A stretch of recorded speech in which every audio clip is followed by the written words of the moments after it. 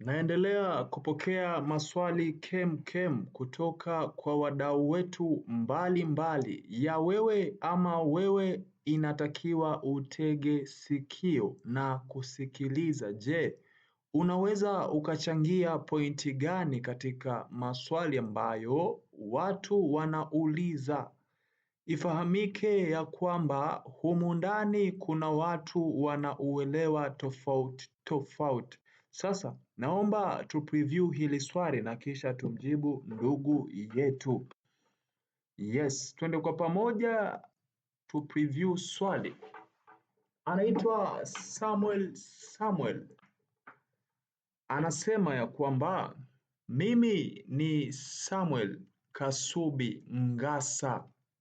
Naomba kuuliza JKT wanaruhusu kwenda na kopi za nyaraka ili zisipotee original zake? Na je, endapo nina mpango wa kujiunga JKT lakini mzazi mmoja amefariki akiwa hana NIDA, nitakubaliwa au mpaka nifanyeje?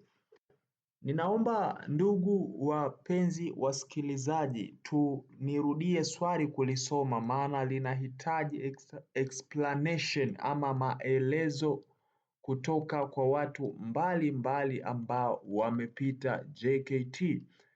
Mimi Samuel Kasubi Ngasa naomba kuuliza JKT wanaruhusu kwenda na kopi za nyaraka ili zisipotee original zake? Na je, endapo nina mpango wa kujiunga JKT lakini mzazi mmoja amefariki akiwa hana NIDA, nitakubaliwa au mpaka nifanyeje? Yes, nafikiri tumemwelewa ndugu yetu Ngasa ama Kasubi Ngasa. Anahitaji kufahamu. Yeye anatamani kujiunga JKT, anauliza ni lazima kwenda na original au hata kopi ya vyeti original ni sahihi? Alafu pia anauliza ya kwamba kwa mzazi wake, je, kama hana mzazi mmoja na mzazi alifariki hana NIDA inakuwaje? Ninaomba nikujibu kutokana na uelewa wangu, lakini pia nitakaribisha mawazo kutoka kwa wadau wengine ambao wameshawahi pita JKT. Personally, mimi mwenyewe binafsi, nilivyokuwa nimeenda JKT sikwenda na cheti original, nilikuwa na cheti copy. Kwa nini? Niliogopa kupoteza vyeti vyangu. Yes, iko hivyo. Alafu 2, kuhusiana na mzazi mmoja amefariki na hana NIDA, sina jibu kamili. Labda kama kutakuwa na mtu mwenye maelezo ambayo yamekamilika zaidi ama yamenyoka, basi tunaomba atusaidie. Lakini kwa uelewa wangu kila kitu kinawezekana. Mzazi mmoja haiwezi kuwa kikwazo kwako